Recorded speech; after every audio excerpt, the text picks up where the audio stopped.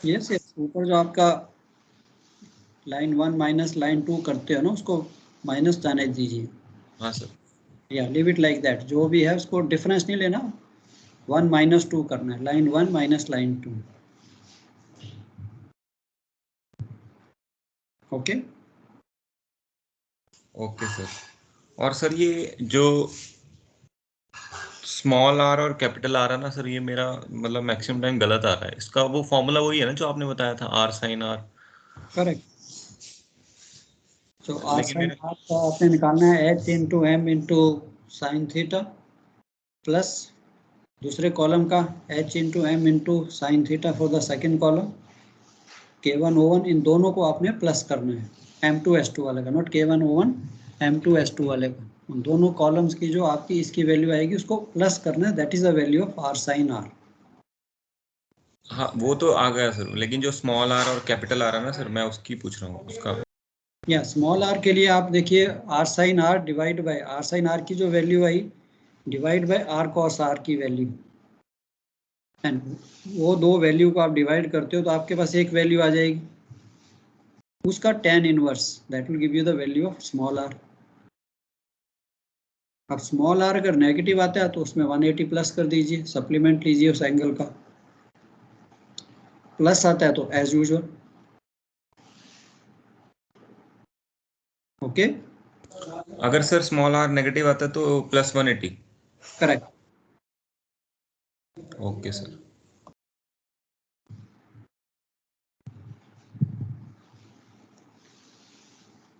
चलो I have I think यार एक वीक एक आपकी सैटरडे को क्लास है। आप तो यार बहुत पढ़ाई कर रहे हो, सैटरडे भी आप दो दो क्लासें लगाई हुई हैं नहीं? सैटरडे सर ऑफ दे दो ना सर। तो हाँ सर, सैटरडे को तो थोड़ा आराम दे दो सर। बच्चे बाबा सर आपके इंचार्ज हैं, तो मेरी तरफ से तो हमारा तो topics almost we are well within the time, हमारे पास तो बल्कि एक्स्ट्रा टाइम है, तो उनसे एक बार रिक्वेस्ट कर दीजिए अगर आपको चाहिए तो। Sir good morning sir. Good morning Shivang, क्या बात आज लेट आए या? नहीं सर, मैं सुन रहा था सर, एक चीज़ पूछ रहा था, ये अपना केमिकल टैंकर्स टॉपिक में है या नहीं है? हाँ हाँ बच्चे है, इसके बाद वही करेंगे, टैंकर खत्म हो जाएंगे उसके बाद केमिकल पे ही जाऊंगा। और गैस भी है? Of course of course. ठीक है सर, ठीक है। चलो शुरू करें। आज हमारा सिस्टम था IG, I think I had send you those notes, detail notes भेजे थे मैंने आपको टैंकर्स के, वो भी पढ़ यस लेना, सर। इंस्ट्रूमेंट्स को भी बच्चे पढ़ लेना, ठीक है?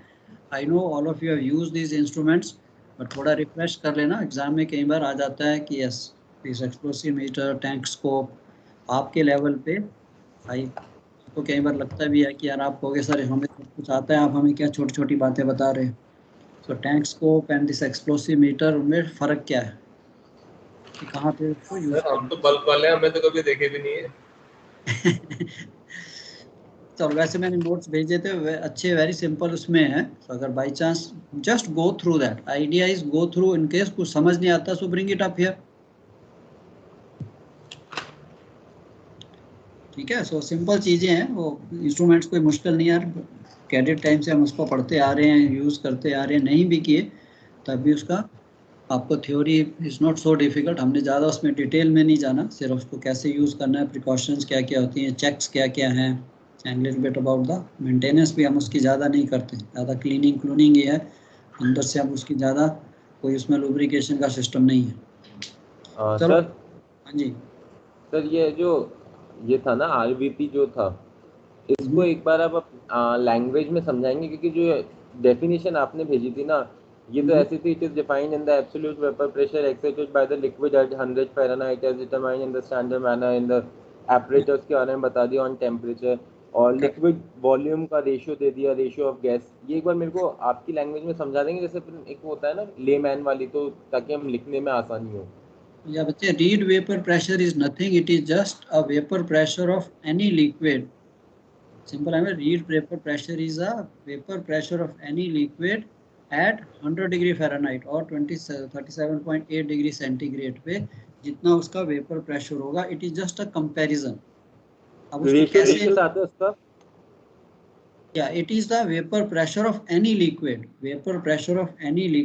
any gas at 100 degree Fahrenheit, because normal जो लिक्विड है वो किसी टेम्परेचर पे होगा. Suppose your liquid is at से 25 डिग्री सेंटीग्रेड. अब उसका जो वेपर प्रेशर होगा उसको अगर हम किसी मीटर से मेजर करते हैं, वो वेपर प्रेशर 25 पे होगा. अब उन्होंने उसको सारे लिक्विड्स को स्टैंडर्ड कर दिया. भी जैसे हम किसी लिक्विड को हीट करते हैं तो वेपर प्रेशर इंक्रीज होता है, इजंट इट. तो उसने कहा है कि इसकी एक एवरेज कंपैरिजन क्या है कि 100 डिग्री पे हर लिक्विड का वेपर प्रेशर कितना है, that is reads vapour pressure. And वो निकालते कैसे हैं, उसके लिए उनके पास ऑपरेटर्स है. वो सिंपल ऑपरेटर्स होता है, क्लोज्ड कप कहते हैं उसे, closed cup operators. So closed cup is means कि एक कंटेनर में उसने वो लिक्विड डाल दिया, जिसका भी आपको वेपर प्रेशर निकालना है, रीड वेपर प्रेशर चाहिए, उस लिक्विड को उस रेशो में डाल दीजिए. फिर उसको वाटर बाथ में इमर्स कर दीजिए उस कंटेनर को. वाटर को, वो जो वाटर बाथ है मींस वो जो दूसरे कंटेनर के अंदर डाला है. जैसे कि मैं एक अपने गिलास में पानी डालता हूँ और उसको एक पतीले में पानी डाला उसमें डाल देता हूँ, दैट इज वाटर बाथ. बाहर से हम उसको हीट करते हैं, पानी को आपने 100 डिग्री पे हीट अप कर दिया. अब जो लिक्विड है वो 100 डिग्री पे हीट अप होगा, तो उसका 100 डिग्री फ़ारेनहाइट पे हीट अप होगा. अब जो उसका वेपर प्रेशर रहेगा, ऊपर मैंने गेज लगाई हुई है, मैं उसका वेपर प्रेशर रीड कर लूँगा, that is called the read vapour pressure. Practically on the ships हमें रीड वेपर प्रेशर की इतनी जरूरत नहीं पड़ती, it is only in the oil industry. तो ये सिर्फ आपकी नॉलेज के लिए. हमें तो एक्चुअल वेपर प्रेशर चाहिए कि हाँ यार एक्चुअल वेपर प्रेशर क्या हो रहा है, कितना बन रहा है, एंड किस सेटिंग पे हमने अपने पीवी वॉल्स को रखना है. That's all. सर एक्सपोजीमीटर अपन लोग इनर्ट कंडीशन में यूज नहीं कर सकते. करेक्ट. टैंक्स क्यों नहीं? क्यों ये कैटलाइज फिलामेंट होता है इसलिए नहीं यूज कर सकते? रीजन क्या है इसका?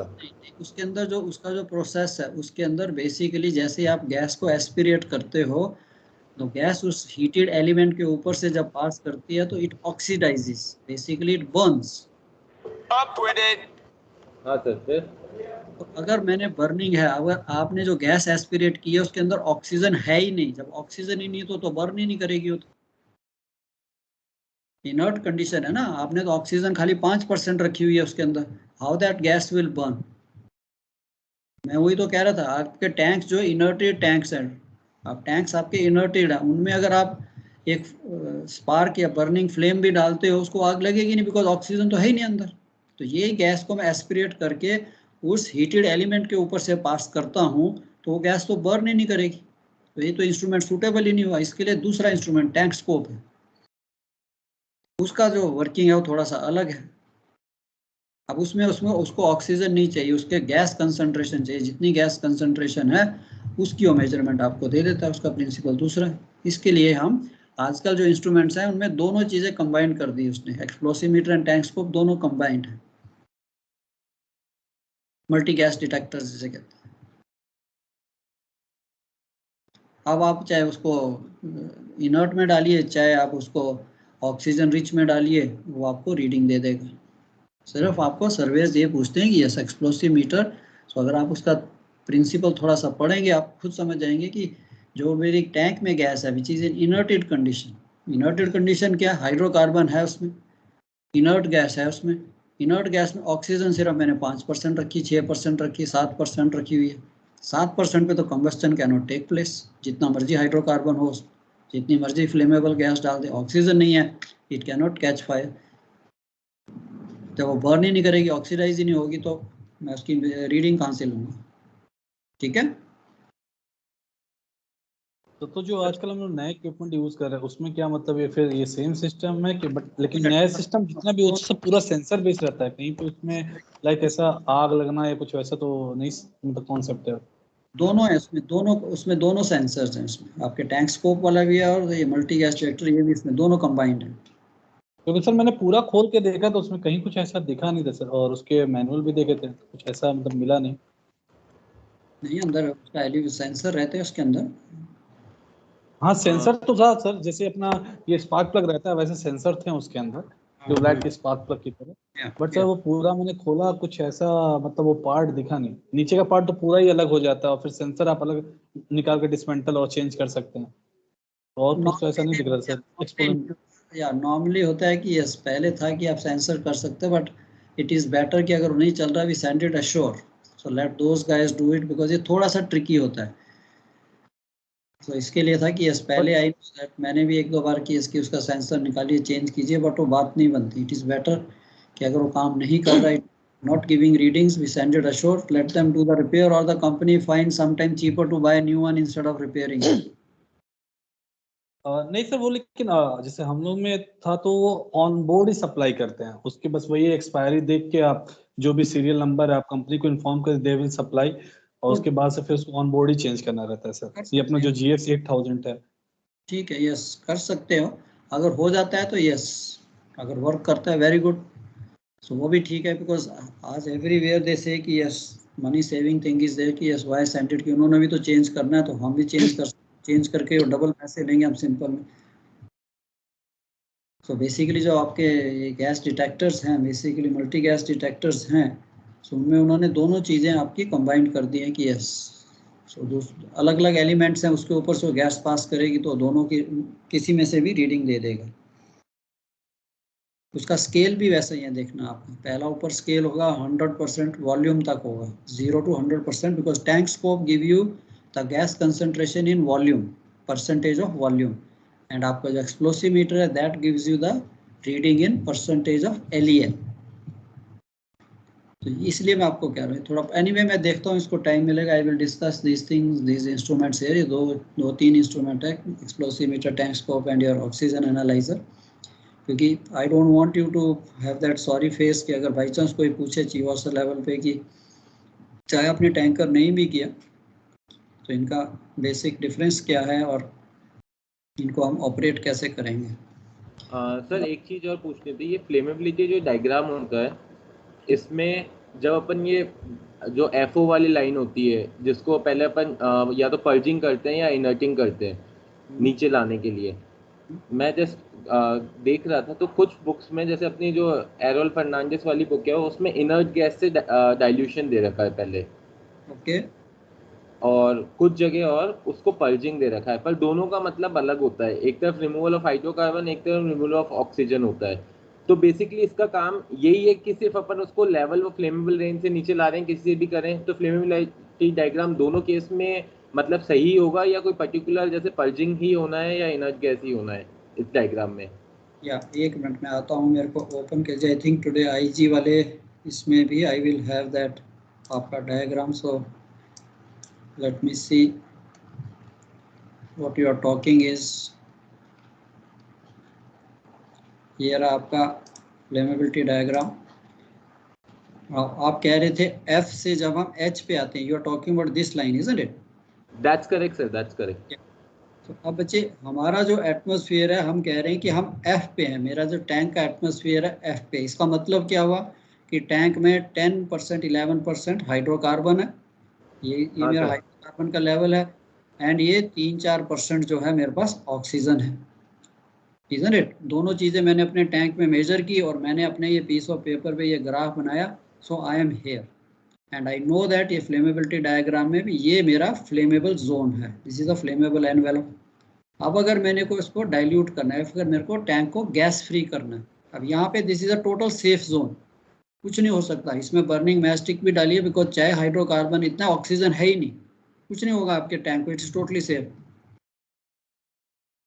अब जब मेरे को इसको इस टैंक को गैस फ्री करना है ना, what is behind my mind, gas free करना है means I want to bring oxygen to 21% so that the man can go inside. अब अगर मैं यहाँ से सीधा ही if I start putting the fresh air inside the tank, अब मेरा टैंक यहाँ पे है, इतनी इसमें हाइड्रोकार्बन है, इतनी ऑक्सीजन है, तो स्ट्रेट वे वो मैं समझ गया। मैं जो पूछना चाह रहा था वो मैं पूछ रहा था जो FH वाली लाइन है ना, इसमें बेसिकली इनर्टिंग करते हैं या पर्जिंग करते हैं?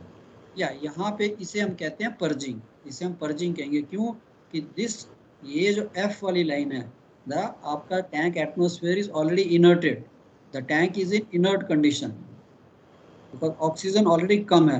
अब पर्जिंग क्या है? Purging is a removal of hydrocarbon. No is a process.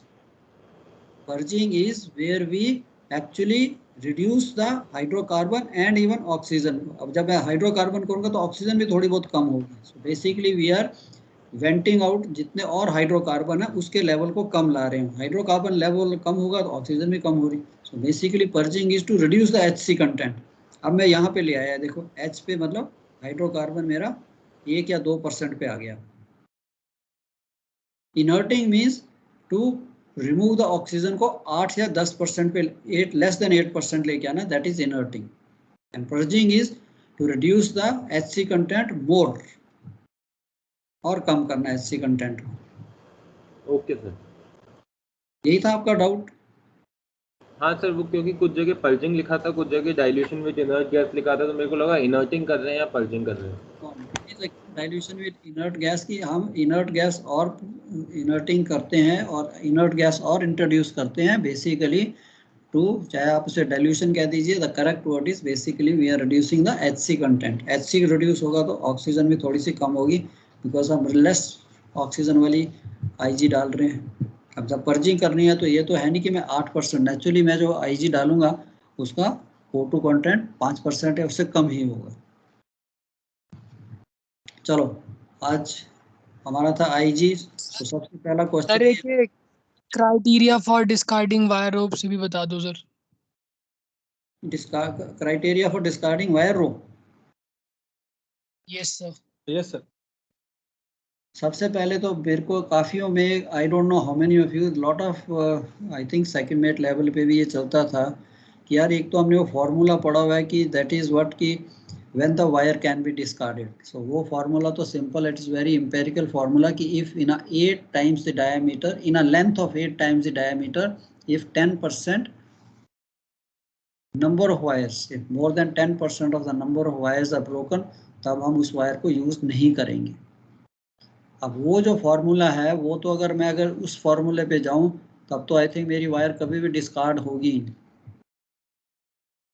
सो वो तो एक उन्होंने रूल रेगुलेशन लिख दिया कि हाँ भाई अगर इतनी wire 10% means 8 times diameter 20 mm की वायर है, 8 times diameter means 8 into 20 160 mm की लेंथ में, अगर मेरे पास अब टोटल नंबर ऑफ वायर्स कितनी है 6/24 की वायर है, तो 6/24 में कितना हो गया 6 इंटू 24 144 वायर्स हैं total, 6 strands, each strand has got 24, so total wires कितनी होगी 144। इसका 10% कितना हुआ से 14.4, 14 वायर्स। अगर मेरी 160 mm की लेंथ में 14 या more than 14 wires are broken, then मैं इस वायर को यूज नहीं करूंगा। बट ये तो एक बहुत ही जिसे कहते हैं, if you ask me, it's a very sort of वेग थिंग कि अगर मैं वायर देखूं तो नॉर्मली मेरी वायर में अगर 3 4 5 वायर्स भी टूट गई तो दैट मीन्स मेरे हिसाब से तो वायर गई हो। तो इसके लिए उसने जो दूसरा डिस्कार्ड क्राइटेरिया दिया था कि जो मैंने आपको, आई थिंक आपको भेजे, मैंने इसके नोट्स के नहीं भेजे हुए, कार्गो गियर के नहीं भेज नहीं गए। नहीं, इसमें ये वाला नहीं है सर, मतलब नहीं, कार्गो गियर के नोट्स आपको नहीं भेजे मैंने।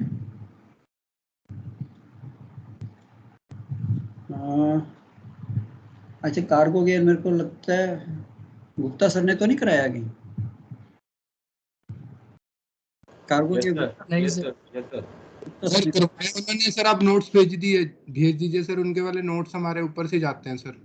आप अच्छा, नोट्स भेज दीजिए तो थोड़ी हेल्प हो जाएगी। एक मिनट वेट कीजिए, मैं इसको आपको बाद में दिखाऊंगा। चल इसको छोड़ हाँ, दीजिए। कोई प्रॉब्लम नहीं, उन्होंने पढ़ाया होगा, आप नोट्स भेज दीजिए सर। चल मैं उसको दिखा देता हूँ बच्चे, आपको 2 minute, give me 2 minutes, I will just share that. And I thought, अच्छा मैं इसलिए कर रहा था कि शायद मैंने कराया इसलिए मैं कर रहा था। मैं 1 minute, give me a minute, I will show you that cargo gear. Sir हम तो सर वही पूछना चाहते थे सर, ऐसे दो दो बंदे क्यों रखे हैं सर, मतलब लाइक कार्गो के लिए एक सब्जेक्ट के लिए आप ही सारा कर लेते तो अच्छा था। चल I will talk to you Shivang. So Chetan sir.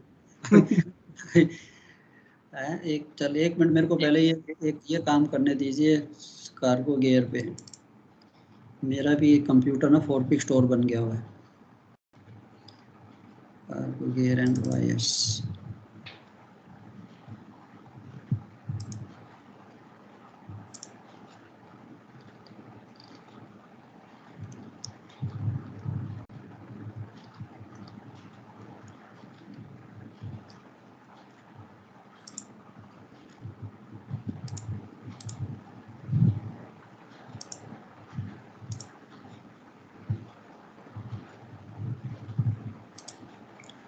ठीक है, ये देखिए आपका आ गया क्रेन वायर्स.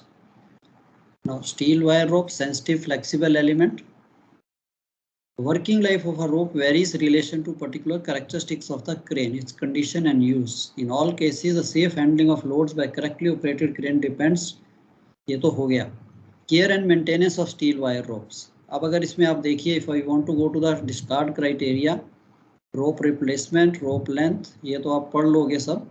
So आपका जो डाउट था कि when can I discard the inspecting.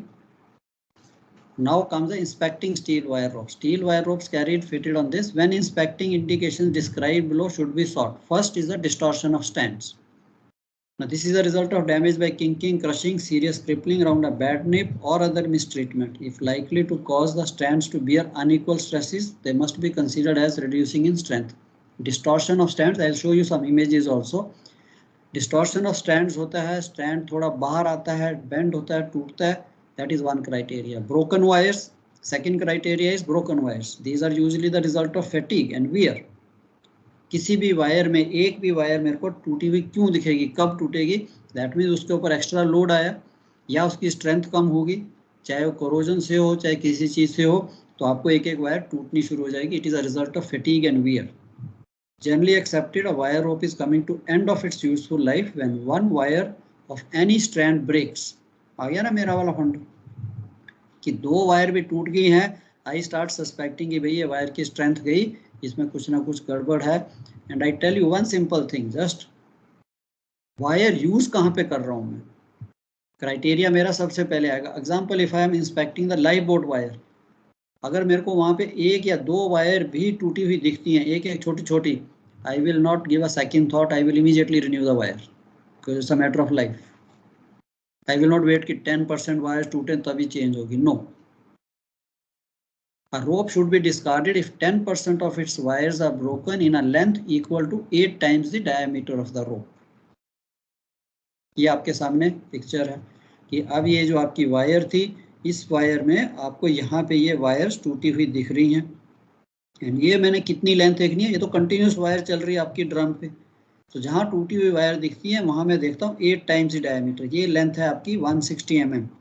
इतनी लेंथ में मैं वायर गिनती करता हूँ कितनी टूटी हैं. अब यहाँ पे जैसे मैंने दिखाया 1 2 3 4 5 about 14 wires. If the 14 wires are broken, example 6/24 construction, 20 mm dia, total number of wires 144, 10% इसका 14 एंड 8 टाइम्स डाया मीन्स इतनी लेंथ में अगर 14 वायर मेरे को टूटी हुई दिखती हैं या उससे ज़्यादा, wire has to be discarded. तो ये तो एक जिसे कहते हैं कि थंब रूल टाइप है कि इतनी वायर दिखी फिर तो प्रिंसिपल कि नहीं भी ये वायर ख़त्म, गॉन. बट उससे पहले मैंने देख लिया कि उसके स्ट्रैंड्स अगर बाहर आते हैं, कोरोजन अनदर फैक्टर. सो आपको पास क्वेश्चन आता है when will you discard the wire. आपने ये सारे के सारे क्राइटेरिया आपने बताने हैं. Just go through this, another 10 minutes I will take. Wire rope can be corroded by action of fumes, funnel gases which attack outside the wire and the effect becomes visible on inspection. Contact with acid. Now आपको यार wire को हम कौन acid में डालेगा? Now acid means which soaks into the heart and attacks. अब अगर आप थोड़ी सी इसकी बैकग्राउंड देखिए, जो आपकी वायर्स होती हैं वो वायर बनी किस चीज़ की होती है? एक तो उसके और वायर्स हैं, स्ट्रैंड्स हैं एंड उसके अंदर उसका हार्ट होता है. द हार्ट इज नॉर्मली या तो सिंथेटिक रोप का होगा या पहले वो नेचुरल उसका होता था, फाइबर का होता था, आजकल सिंथेटिक है. जब इसको इनिशियली आप ग्रीस करते हो, इनिशियली लुब्रिकेट करते हो, तो ये हार्ट जो है लुब्रिकेंट को सोक कर लेता है.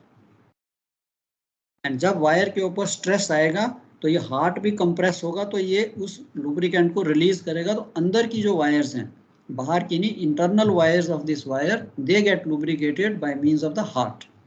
अगर एसिड का मतलब यहाँ पे है, if you use any mineral oils, please never use any mineral oils on the wire. Mineral oils क्या होते हैं? लूब ऑयल, डीजल, ये सारे mineral oils. A lot of time you may face this thing, you may come across this because जो सीमेन है आपके, उन्होंने petroleum को नहीं पढ़ा, उन्होंने ये चीज़ नहीं पढ़ी. उनके लिए तो है कि लुब्रिकेंट होना चाहिए, कुछ भी है. ग्रीस तो एक वैसे भी रॉन्ग टर्म है. You never apply even the grease. It's a special compound. So वो जो आपका मिनरल ऑयल है वो हार्ट को खा जाएगा, वो इसको हार्ट को बिल्कुल जिसे कहते हैं ख़त्म कर देते हैं। एंड अगर अंदर हार्ट ख़त्म हो गया, भुरभुरा हो गया, ख़त्म हो गया, तो अंदर की वायर्स की लुब्रिकेशन ख़त्म हो गई। बाहर से तो आप उसको कोटिंग कर रहे हो वायर्स को अच्छी तरह से, आपने कंपाउंड लगा दिया जो भी कंपाउंड था, अंदर की वायर तो अंदर तक तो जाता ही नहीं हो लुब्रिकेट, वो तो हार्ट ही उसको करता है। तो इसके लिए never use this mineral oils. Corrosion देखना, lack of lubrication is a frequent cause of corrosion and wire is under tension, it stretches and becomes thinner, and during this process the individual wires are compressed and friction is set up. The fiber heart in the core are also compressed, releasing oil to overcome the friction. This is how आपकी अंदर की wires जो है grease होती हैं और lubricate होती हैं and corrosion free रहती हैं। कई बार बाहर से वायर अच्छी होती है, अंदर से उसमें रस्ट आई और टूट जाती है wire, and you start wondering यार मैंने इंस्पेक्शन की थी, सब कुछ तो ठीक दिख रहा था। A wire of outwardly good appearance but with a dry powdery heart or core has not been properly maintained and should be treated with caution. Effect of extreme cold, ये भी एक factor है। Periodic examination, now you have seen कि yes आपको उसको 3 months में हर wire को inspect करना है। इन केस अगर एक दो वायर टूटती हैं, you please start the inspection monthly, उसकी periodic frequency कम कर दीजिए। Special examination कब करोगे? Special examination shall be carried if an incident has occurred which could have caused damage to the rope. तब हम special examination शुरू कर देंगे उसका। Testing of steel wire, I think all of you know how this testing of steel wire is done.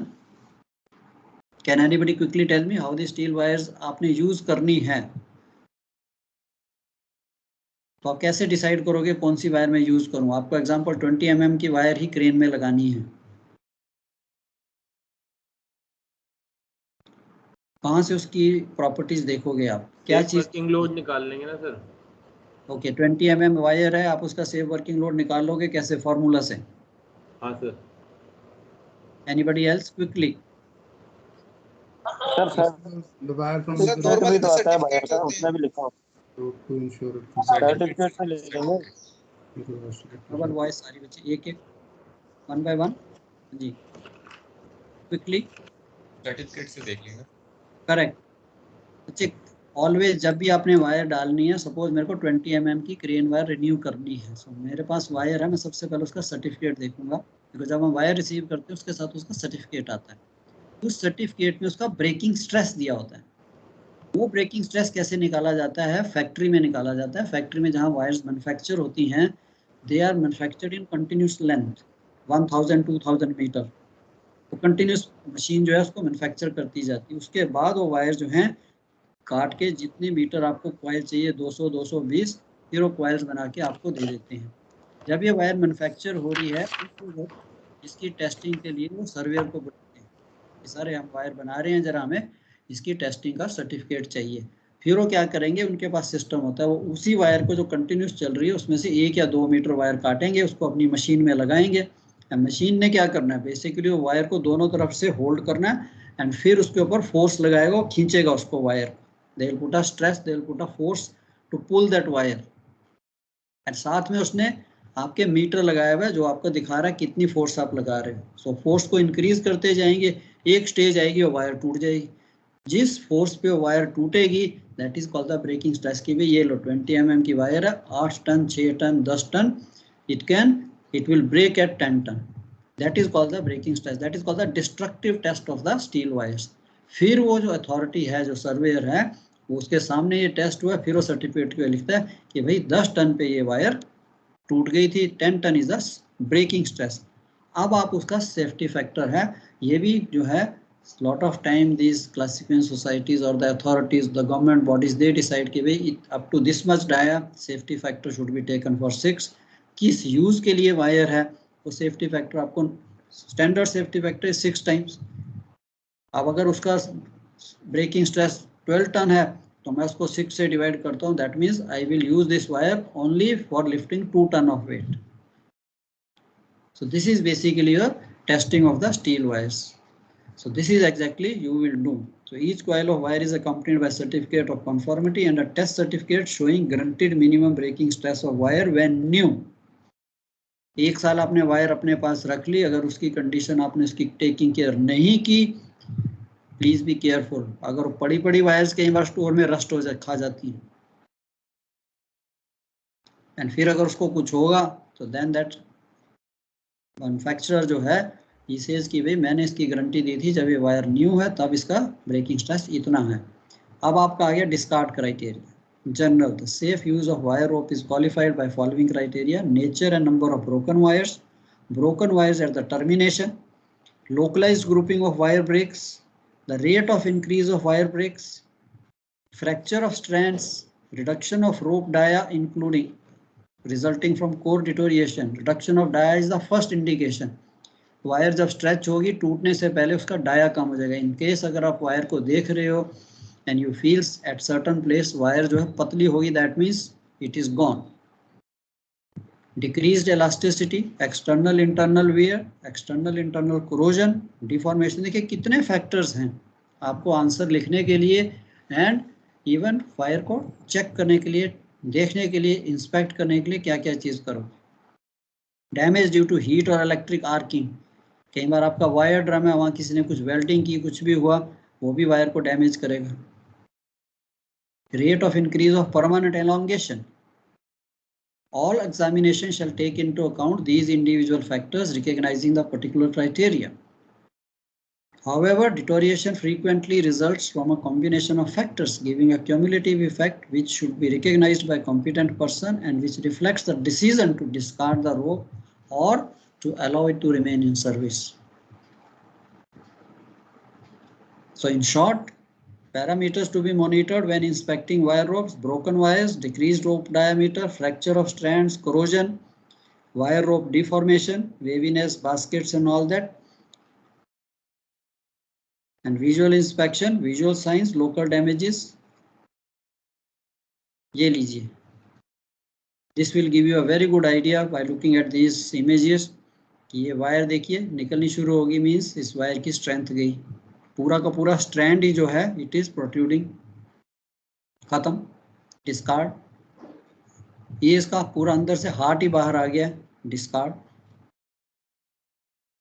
This is called flatten portion. Sometime wire बीच में कई बार शीव और उसकी चीक प्लेट में आ जाती है, फ्लैट हो जाती है, टूटती नहीं है वायर, फ्लैट हो जाती है, that is also gone. Plyboards में कॉमन होता था, अगर आपके पास उसका वायर गार्ड नहीं लगा हुआ शीव्स में, wire has a tendency to jump and it comes between the plate and the sheave, वो भी वायर गई। सर ऐसा तो मतलब कई बार थोड़ा बहुत दिखने को मिलता है सर, मूरिंग वायर में ऐसा होता है sir. Again where you are using the wire, sometime mooring wire use करे कुछ बात नहीं, ठीक है, इतना डेंजर नहीं, इट कैन स्टिल गो। जैसे मैंने आपको एग्जांपल, सर वही है ना सर, क्योंकि मूरिंग वायर में ऐसा थोड़ा बहुत देखने को मिलता है, मतलब थोड़ा बहुत, ज्यादा नहीं। यस, मूविंग वायर का बच्चे आपको थोड़ा केयरफुल रहना है कि उसके अंदर वायर्स अगर टूटती हुई नजर आई आगे तो wires are getting broken there.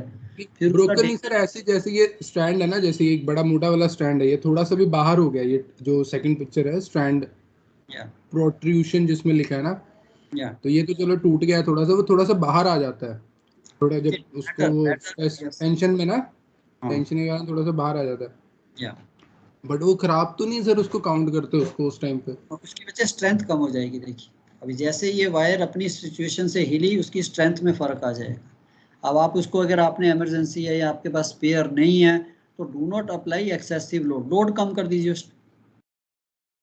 एक सिंपल चीज है, मूरिंग में है तो उस पर पूरा ज्यादा वेट मत लीजिए जब तक आपके पास वायर रोप पे वैसे ही थोड़ा कम ही लेते हैं। Correct correct, that is what the safety, मतलब इतना अगर आपने सोच लिया इट इज इनफ। ये वेवीनेस देखिए, अब वायर टूटी नहीं है बट वेवीनेस आई, वो कहता नहीं यार ये भी वायर नॉट ओके। ऑस्ट्रेलिया में if you go, Australian this AMSA people they bring this calipers, उनके पास ऐसे कैलिपर होते हैं बेसिकली, ताकि आप एक तरफ वायर को एक तरफ रोटेट करोगे दूसरी तरफ, ताकि आप वायर की इंटरनल कंडीशन देख सकते हो। अदरवाइज अगर आपके पास शिप में नहीं है, वायर की अंदर से क्या कंडीशन है, normally when they want to use your cranes, so they want to see the wire condition, ऐसे क्लीपर से आके चेक करेगा कि अंदर से वायर की क्या कंडीशन है, अंदर से क्रोडेड दिख रही है कई बार वायर, मैंने बताया आप।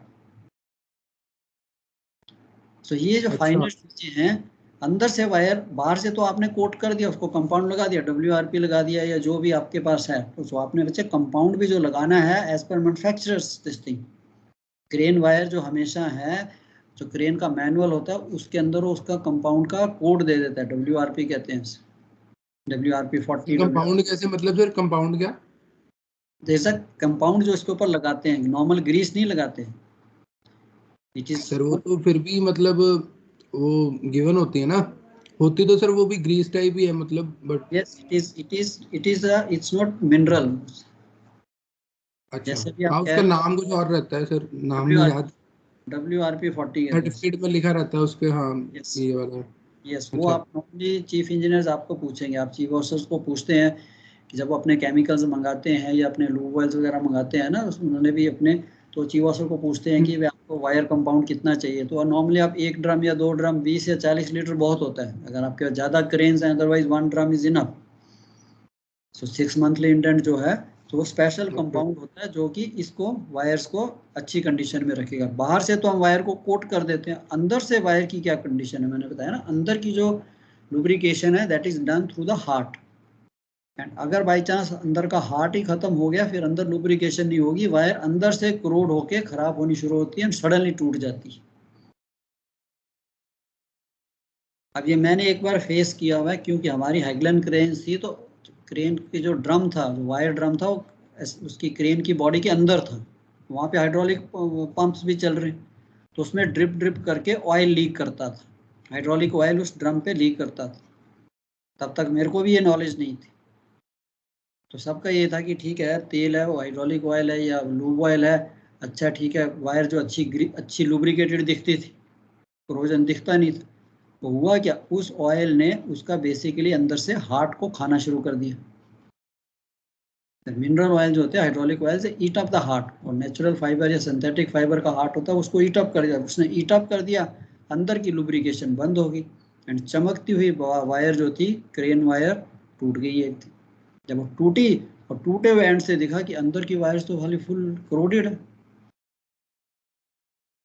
तो इसके लिए आपको ये चीज़ इंस्पेक्ट करनी है जब आप क्रेन वायर्स को करते हो, ओपन दैट क्रेन हाउसिंग, उसके अंदर जो उसके ड्रम है उसके ऊपर हाइड्रोलिक ऑयल या कुछ और ऑयल लीक नहीं होना चाहिए। एंड एक बार आपने बोस्टन को बताना है बस, you don't have to stand, आपने इंस्पेक्शन करनी है तो आप प्लान करते हो कि चलो इसको देखेंगे, दिस इज ऑल। चलो मैं ये भेज दूंगा आपको, so please go through this, ये काफ़ी डिटेल्ड है about the cranes also and wires also, पूरा कार्गो गियर के बारे में है। ओके सर ये वाली सर जो हाँ यस टॉपिक हाँ जी, जो टॉपिक्स आपने नहीं भी करवाए ना सर, वो सारे टॉपिक्स के भी भेज देना सर। चल कोई बात नहीं, चलो मैं अभी रिकॉर्डिंग ऑन है, I don't want to say anything, चलो कोई बात नहीं, जैसा जैसा आपको डाउट आएगा यू आर फ्री, ठीक है। आइडिया इज कि आप जितना भी अच्छी तरह से किसी चीज़ को समझ सकते हो, जितना आपकी नॉलेज बढ़े, हम सबका वही एम एम्बिशन है, इजंट इट, चाहे मैं कराऊँ चाहे कोई भी कराए। सो आपको जो भी डाउट है मैं आपको भेज दूंगा। ये अच्छी है, मैंने काफ़ी इस पर मेहनत की हुई है। सो ये right from the beginning it shows you कि आपका जो कार्गो गियर है बेसिकली क्या होता है, क्रेन्स हैं उसके बारे में भी हैं, how to check the cranes, उसके सेफ्टी डिवाइसेस क्या क्या होते हैं, क्या क्या आपने चेक करना है, कैसे मेंटेन करना है। So it will be useful. नहीं यूजफुल हुआ तो 1 क्लिक ऑफ अ बटन, नहीं, रिसाइकल बिन, डस्टबिन में डाल दीजिएगा। चलो थोड़ा सा आज का टॉपिक कर लें, अभी we have some time, 15 minutes. Sir ये फाइल जरूर भेज देना प्लीज। 1 मिनट में पहले लिख लूँ, बिकॉज आज की काफ़ी मेरा काम पेंडिंग चल रहा है, बिकॉज आपका मेरे पास 2 फेज़ 1 उधर वाला भी है, तो कई बार मैं कंफ्यूज हो जाता हूँ। फेज़ 1 आपका अगस्त बैच है ना आपका, ये अगस्त क्रेन वायर्स। सर उधर फेज 1 में सारा कार्गो आप अकेले करवा रहे हो? हाँ जी हाँ जी। तो सर हमारे वाले में क्यों अलग अलग करवा रहे हैं सर, हमारे साथ कौन सी दुश्मनी थी सर? आयरन मैन, देखिए आपके पास ज़्यादा सीनियर फैकल्टी है, नहीं हम तो जूनियर आदमी हैं, तो इसके लिए आपको तो स्पेशल एक हायर लेवल के फैकल्टीज को दिया गया कि हाँ भी नहीं, गुड सर। मतलब हायर लेवल ही समझ आ रहा है, ऊपर ऊपर। सर ज्यादा हाई लेवल हो गया ना सर। चलो ओके सर हाई लेवल ऊपर से निकल रहा है।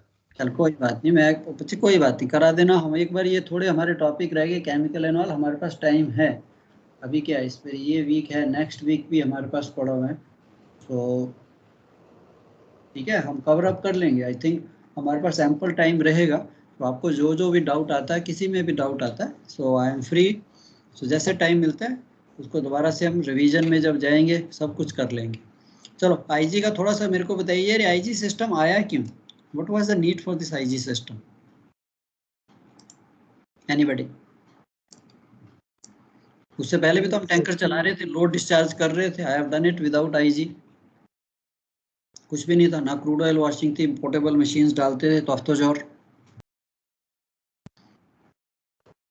क्या जरूरत थी इसकी? सर एक्सीडेंट्स हुए होंगे इसलिए। Tank explosions. क्यों हुए हो? स्टैटिक इलेक्ट्रिसिटी की वजह से।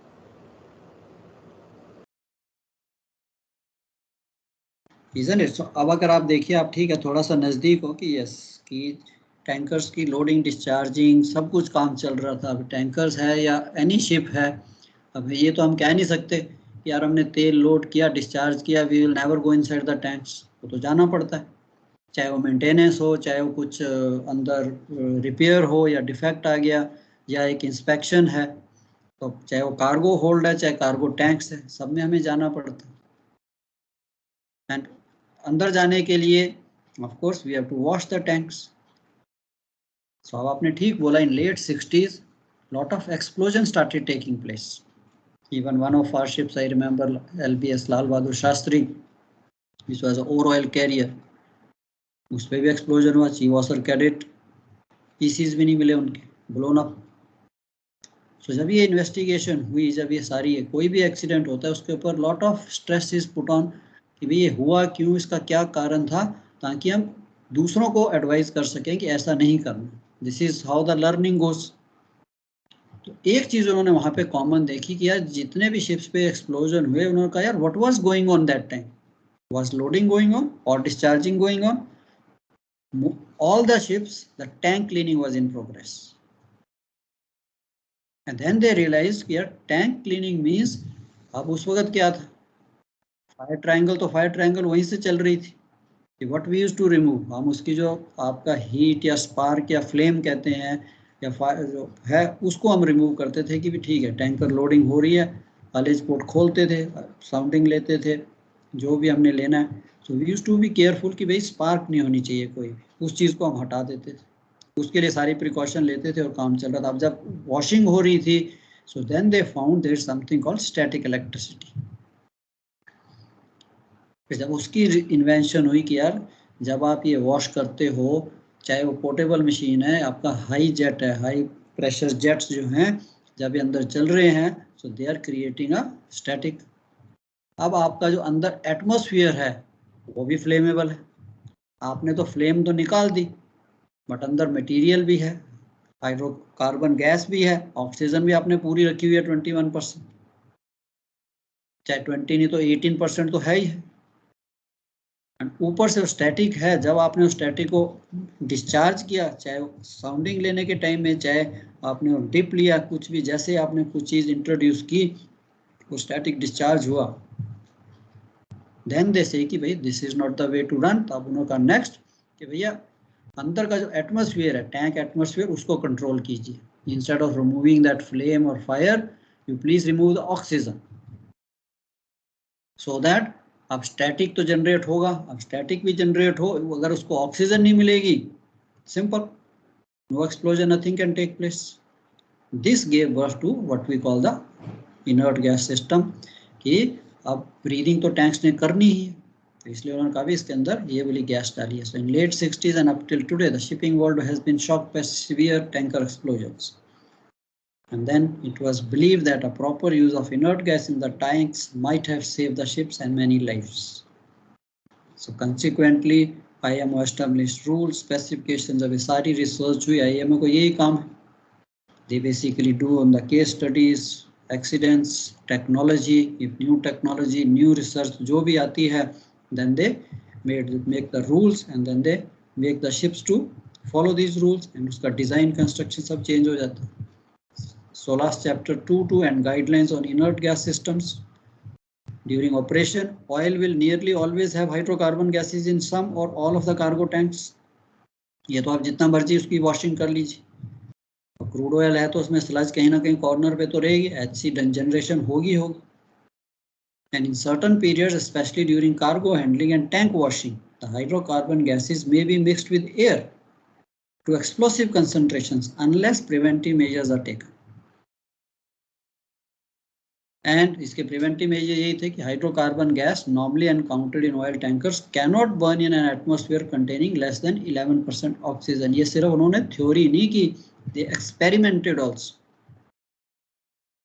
They actually experimented.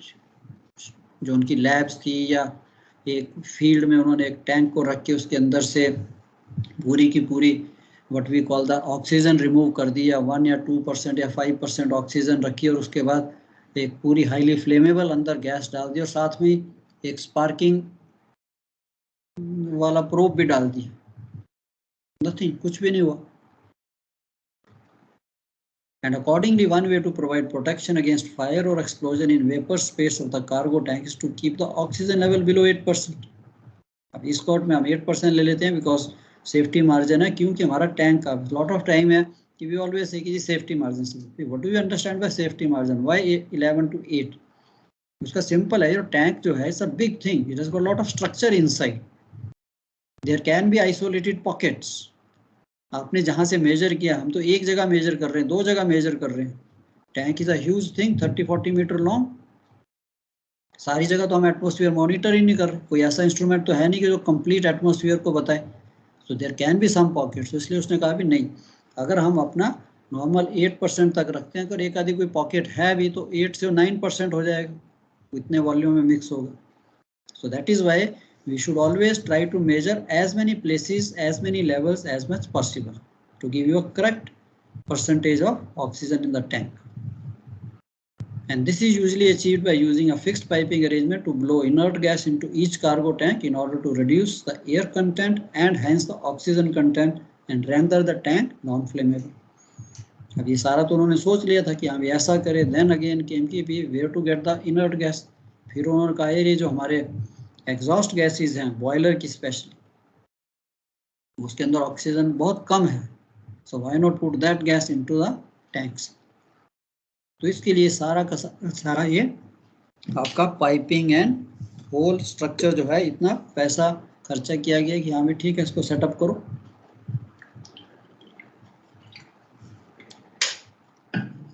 So this is the basic idea और हाउ दिस IG सिस्टम केम. अब अगर आप देखिए जो एग्जॉस्ट गैसेस आती हैं आपके बॉयलर से, उनका टेम्परेचर, एनी आइडिया कितना टेम्परेचर होता है एग्जॉस्ट गैसेस का? डेली लॉग भरा होगा आपने चीफ इंजीनियर वगैरह के साथ, अपनी वो बनाते हो नोन शीट बनाते हो, तो उसमें chief engineer also fills up what is the exhaust temperature. It is in the range of 350 to 400 degree centigrade. 350 degree centigrade की gas can be put into the tanks. वो भी ऑयल टैंक में no. तो उन्होंने कहा भी इसी gas को आप, ये जो एग्जॉस्ट गैसेस है बॉयलर की, इसको लीजिए. उसको हम करते क्या, उसी गैस को हम थ्रू द स्क्रबर टावर उसको वॉश करते हैं, उसको ठंडा करते हैं, उसको क्लीन करते हैं. जब उसको सी वाटर से मैं वॉश करूंगा तो नेचुरली उसका टेम्परेचर सी वाटर से 1-2 डिग्री ऊपर आ जाएगा, उतना ही रहेगा 26-27 डिग्री तक. अब इस गैस को आपने क्लीन किया, वॉश किया, and then you distributed through the fixed piping system into the cargo tanks. Now you are very safe. तो ये तो बहुत सिंपल लगता है, बट ये ऑपरेशन इतना सिंपल नहीं होता. Now fire needs oxygen, heat and fuel to burn. So removing one of the elements in this fire triangle will prevent fire. So पहले हम क्या करते थे कि ठीक है यार हीट को निकाल दीजिए, फ्यूल तो है, ऑक्सीजन भी है. अब उन्होंने कहा नो, ऑक्सीजन निकालिए. Fundamental aspect of introducing inert gases into any compartment that contains a mixture of HC is to remove the oxygen, therefore minimizing the risk of explosion. अभी आपके सारे regulations आ गए कि यस जैसे ये चीज सक्सेस हुई, इसके एक्सपेरिमेंट्स हुए, सब कुछ ठीक है, तो नेचुरली सोलास तो उसको पिकअप करेगी। And according to amendments, inert gas system to be fitted on all new oil and chemical tankers of 8,000 deadweight and above when transporting low flash point cargoes less than 60 degrees centigrade. And fire protection of cargo tank shall be achieved by fixed inert gas system in accordance with the fire safety system code. तो थोड़ा सा आपको ये भी it is, अगर आप 3-4 बार पढ़ो, discuss करोगे आपस में भी, तो यू रिमेंबर कि हाँ यार 16 chapter 2 I think all of you must भी, आपके थोड़े से टिप्स पे होंगे कि 16 का कौन सा चैप्टर क्या डील करता है। सो चैप्टर 2 बेसिकली आपका equipment, oil tankers operating with cargo tank, cleaning procedure using crude oil washing shall be fitted with inert gas system. अब जब उसने कहा कि टैंकर्स जो थे कि अगर वो क्रूड ऑयल वॉशिंग है तो उनके पास भी first criteria, first condition is. Sir बस एक पूछना था सर, पहले ये 20,000 होता था, अब ये 8,000 हो गया, रीजन क्या है कि 8 पे क्यों आ गया ये 20 से? बच्चे देखिए स्लोली वो क्या कर रहे हैं कि यस, अगर उनका बस चलेगा तो any tanker they will come slowly to any tanker of any size. Any tanker तो सर, लेकिन बार्जेस में तो कुछ नहीं करते, जितना मर्जी लोड करके लेके जाते हैं बार्जेस। तो एग्जैक्टली वही चीज़ है भाई, वो इनर्ट गैस सिस्टम। तभी वो कह रहा ना कि उन्होंने अभी वो स्लोली जैसे कि उन्होंने अभी 8,000 का तो लोगों ने बार्जेस बनानी शुरू कर दी। Because if I am the ship owner, मैं भी कहूँगा यार जहाँ पे रूल रेगुलेशन ही फॉलो करने, अगर मैं जहाज 8,000 की अगर मैं अपना बंकर वेसल बनाता हूँ तो मेरे को आईजी फिट करनी है, मेरे को ये फिट करना है, वो है, तो उसको अवॉइड करने के लिए कहता ठीक है यार 7,900 का जहाज बना लो just to avoid the rules. तो जब ऐसा बनना शुरू हो जाएगा, एक आधा एक्सीडेंट होगा, फिर आईएमओ कहेगी नहीं भी 6,000 पे ले आओ, 5,000 पे ले आओ। अब उस लेवल पे ले आएंगे जहाँ पे आपका जो बार्ज और प्रॉफिट। मेरा कहने का मतलब था इसमें कुछ अभी कुछ मेजर कोई एक्सीडेंट कंट्रीब्यूशन तो नहीं है ना कि लाइक 20,000 to 8,000 आने पर अपने आप से कर दिया ना बस? नो आफ्टर ऑल किसी उसका रीजन हुआ होगा ना, ऐसे तो नहीं है कि उन्होंने यही देखा होगा कि जो शिप्स हैं जो 20,000 है या उससे 19,000 पे चल रहे हैं, वो उसी तरह से नॉर्मल वॉशिंग कर रहे हैं, because they don't want to put so much of money into this to install this system. Safety तो कौन देखता है? शिप ओनर क्या है, बिजनेस क्या है? बिजनेस में bottom line is the profit, safety तो बाद में आती है, तो उससे ऊपर है, सबसे पहले तो प्रॉफिट चाहिए। इसलिए ये रूल रेगुलेशन आफ्टर ऑल उन्होंने काफ़ी स्टडी की होगी कि इसको 8 क्यों रिड्यूस किया। I am very sure in near future it will be reduced more down below, ताकि वो एक स्टेज पे ले आएंगे जहाँ पे टैंकर उससे नीचे प्रॉफिटेबल ही नहीं होगा, उससे छोटा साइज का बार जो। बट अगेन बच्चे जो भी शिप पे काम कर रहा है, चाहे हमारे पास आईजी नहीं भी है, I am telling you because I have तो वर्क, मैंने तो अपने हाथों से काम किया without IG without cow. Precaution is main important. अगर आपके पास थ्योरी है, if you have the knowledge, so you can definitely even, अब इसमें भी तो है, सपोज आपका आईजी सिस्टम बंद हो जाता है, suppose you're alongside discharging, IG बंद, क्या करोगे? What action? ये क्वेश्चन है आपका ओरल का भी। आंसर है सर उसमें तो वो है ना कि या तो अगर तो वो वाला है क्रूड वाला है, फिर तो पूरा ही बंद कर दो। मतलब 16 में तो यही है कि अगर पूरा है फिर तो पूरा बंद कर दो, अगर नहीं तो फिर उसको स्लो डाउन करो, स्लो स्पीड पे चलाओ और फिर इन्फॉर्म करके रखो, ऐसे करके है ना। एग्जैक्टली वही कह रहा हूँ ना, यही चीज तो आ गई। अभी आपने अगर इसकी क्रूड में तो बंद करने को बोल देते हैं ना, क्रूड में तो 16 भी बोल देता है बंद कर दो, बस बंद करके बैठ जाओ, रिपेयर करो जब तक रिपेयर होते हैं। सुनिए थोड़ा सा, अब देखो शिवांग आपको क्या है, चेतन सर, चेतन यहाँ पे आवाज दोनों की एक लगती है जी। थोड़ा सा हमें समझना है कि टैंकर जब अलोंग साइड आया तो टर्मिनल है, वो धर्मशाला तो है नहीं कि अच्छा जी आप खड़े रहो। The moment your IG system is broken down to such an extent कि it can not be repaired, terminal तो बोलेगा dear please vacate the berth, because मेरे को दूसरा टैंकर लेना है अंदर। वो आपको अलॉन्ग साइड थोड़ा रखेगा। Money is not the criteria कि आप पैसा चार्ज करो, कहोगे नहीं भैया पैसा पूसा छोड़िए, हमें टैंकर दूसरा टैंकर लेना है, हमारी कंट्री को तेल चाहिए, तो आपको तो बर्थ छोड़ना पड़ेगा। बर्थ छोड़ के आप एंकर पे कितने महीने खड़े रहोगे? शिप तो ऐसी चीज नहीं ना बनाई, शिप तो बनाई है, शिप में तो एक ही चीज है कि the show must go on. कुछ भी करो, beg borrow steal bend break जो मर्जी करो, चलो। तो इसके लिए ये अगर आपका आईजी सिस्टम ब्रेक करता है एंड लेट्स इमेजिन कि वो ब्रेक करता है कि यार वो रिपेयर नहीं हो सकता है, इट मे टेक मे बी 1 डे 2 डे, कोई आपका पंप है या मोटर है या कोई पार्ट है जिसको हमको दूसरी कंट्री से लेके आना पड़ेगा। अफ्रीका में आप खड़े, एयरपोर्ट ही नहीं है नज़दीक, कहाँ से स्पेयर पार्ट आ जाएगा? It happen sometime. तो वहाँ पे भी उसने सिस्टम दिया। तो आपने इतनी थ्योरी समझ ली, अगर इतनी समझ ली है कि हाँ यार आईजी सिस्टम ब्रेक हुआ है, कोई बात नहीं रिपेयर हो सकता, नेवर माइंड। बट ये फायर की आपने ये थ्योरी समझ ली है कि ठीक है यार टैंकर पहले भी तो चलते थे, हम उसी प्रिकॉशंस पे आ जाते हैं। बट हम अपने आप ये डिसीजन नहीं लेंगे, we will inform, that's what we will inform everybody, owner, charter, competent authority, even the flag state की भी this is a system and now I am planning to do like this। उसके अंदर थोड़ी सी और precaution, वही precaution, कौन सी precaution है जो हम पहले लेते थे। अब आपने नहीं किया तो आपको थोड़ा अजीब लगेगा, मेरे को पूछो तो मैं तो सिंपल, जब मेरे को क्वेश्चन आया तो मैंने कहा ठीक है यार, we have been discharging oil without this IG, वही प्रिकॉशन लिख दो आप। चलो we will discuss that also. So anyway आज थोड़ा हुआ नहीं, वी विल कंटिन्यू दिस, या लंच के बाद भी एक क्लास है, then we will continue this in the after your post lunch session. थोड़ी स्ट्रॉन्ग चाय वाय पी लेना ताकि वी कैन एक्टिवली पार्टिसिपेट।